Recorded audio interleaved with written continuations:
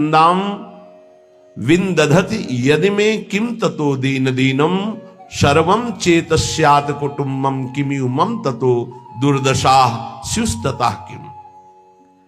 यदि इस लोक में सब लोग मेरी निंदा करें, ऐसा थोड़ी है कि सब निंदा ही करते हैं, कभी ऐसा किसी के साथ नहीं हुआ। अगर 10 निंदा करने वाले होते तो 100 प्रणाम करने वाले होते। ऐसा नहीं हो सकता कि केवल प्रणाम करने वाले ही वो निंदा करने वाले ना हो। ऐसा बिल्कुल नहीं हो सकता कि केवल निंदा करने वाले ही हो, प्रणाम करने वाले ना हो। ऐसा होता है। अगर आपके कुछ बड़ाई करने वाले हैं तो कुछ बुराई करने वाले हैं, कुछ नमन करने वाले हैं तो कुछ अपमान करने वाले हैं। परमार्थ के पथिक को उन दोनों में समान भाव रखकर चलना होता है। अपनी निष्ठा में फर्क नहीं आने देना। अगर निंदनीय आचरण है हमारा और फिर हमारी निंदा हो रही तो विचार करके निंदनीय आचरणों का त्याग कर दे, फिर भी निराश नहीं होना। कल संत भगवान पधारे हुए थे, बहुत से सभा थी संतों, यही चर्चा।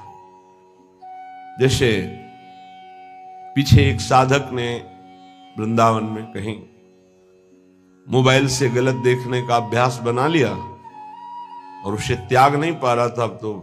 अब सत्संग था नहीं, सत्संग हो तो फिर निकल जाएगा। वो उसी में डूब गया और अपने शरीर को पूरा कर दिया, अर्थात आत्महत्या कर ली। एक बार बताया था सत्संग में, वही प्रसंग थोड़ा सा छिड़ा। सब संत भगवान विराजमान। 1000 बार अगर हम गिर जाएं तो भी हमें शरीर छोड़ने की बात नहीं सोचनी। गिरता वही है जो दौड़ता है। जो गिरे पड़े हुए हैं, चल ही नहीं रहे, वो क्या गिरेंगे। साधक को हर गिरने में एक उपदेश मिलता है, हमसे त्रुटि कहां हुई। पर यह बल सत्संग से मिलता है। यदि सत्संग मिले तो 1 मिनट में ऐसे सब। निराश नहीं होना किसी भी साधक को। ध्यान रखना, हमारा बल भगवान है। कोई हम में त्रुटि है, कोई अभिमान है, कीन हो इस कभों अभिमाना सुखो वंचा कृपा निधाना। बहुत ये गूढ़ बात है। साधक में कहीं ना कहीं थोड़ा जितेंद्रियता का, साधुता का, दिव्यता का अभिमान हो जाता है। उसका नाश करने के लिए उसको घुटने टेकने पड़ते हैं माया के आगे। तब उसको लगता है नहीं, सर्वलोक महेश्वर भगवान ही मुझे चला रहे हैं, मेरे में कोई सामर्थ्य नहीं है। कभी ऐसी किसी के साथ घटना घट जाए तो आपको प्रायश्चित होगा, क्योंकि भक्त हैं, आपका हृदय जलेगा, दंड मिलेगा, निंदा होगी, अपमान होगा। लेकिन आपको निराश नहीं होना। आपकी परम पदवी को कोई भी बाधा नहीं पहुंचा सकता। ये ध्यान रखना, हमारे शब्द याद रखना। कभी कदम पीछे मत चलाना, आगे ही बढ़ाना। ये संसार नहीं जानता। तभी हम कहते हैं कि संतों के पास बैठकर जो सुना जाता है उनके अनुभव सुने जाते हैं। शास्त्रों में तो सब लिखा ही है, लेकिन जो शास्त्रों में लिखा है उसका उन्होंने साक्षात्कार किया है, फिर अनुभव करके बोल रहे। तो इस बात को समझे। 1000 बार त्रुटि हो जाए, गलती हो जाए, हम ये नहीं कहते गलती करो, लेकिन 1000 बार गलती हो जाए तो भी हमें प्रभु का मार्ग नहीं छोड़ना और अपने शरीर को किसी भी तरह से बाहरी दंड नहीं देना, आंतरिक दंड देना है। उपवास के द्वारा, कम आहार के द्वारा, परिक्रमा, नाना प्रकार की तपस्या का अनुष्ठान करके भस्म कर दो अपनी वासना को और प्रभु को प्राप्त करो। शरीर छोड़ने से आत्महत्या करने वाले की वो दुर्गति होती, भूत बनता कोई भी हो, चाहे साधु वेश में चाहे गृहस्थ में हो। पक्का समझना, आत्महत्या करने वाले को भूत योनि की प्राप्ति होती है और बड़ी दुर्गति होती है उसकी। एक बूंद पानी पीने को नहीं मिलता। पानी की प्यास की कीमत वही जानते हैं जिनको प्यास होने पर पानी नहीं मिलता।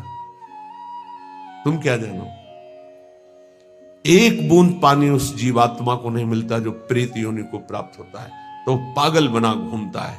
फिर किसी निकृष्ट आचरण वाले के ऊपर सवार होकर तब वो अपनी प्यास बुझाना चाहता है। इसलिए इस मार्ग में चलने वाले पथिक को इतनी हिम्मत होनी चाहिए। लोका स्वच्छंद निंदाम विंदधति यदि में किम ततो दीन दीनम। मैं दीन नहीं बनूंगा उस समय। ये हमारी बात को पकड़ना। हमारी निंदा हो रही, तिरस्कार हो रहा, अपमान हो रहा है, अगर गलती नहीं हुई तो दीन बनने की तो बिल्कुल आवश्यकता नहीं। अगर गलती हो गई तो भी दीन बनने की आवश्यकता नहीं। क्यों? क्योंकि कुश्ती लड़ने वाला ही हारता है, देखने वाले तो केवल तालियां बजाते हैं। सदैव विजयी नहीं रहता, कभी कभी दांव चूक जाता है, धोबिया पछाड़ में गिरता है। ऐसे ही है, हमारा युद्ध हो रहा है काम से, क्रोध से, लोभ से, मोह से, मद से, मत्सर से। ये क्या जाने, संसारी क्या जाने। मानो 30 वर्ष लड़ते हुए उसे व्यतीत हो गए, कभी घुटने नहीं टेका, लेकिन अगले मिनट में चूक हो गई और घुटने टेक दिया।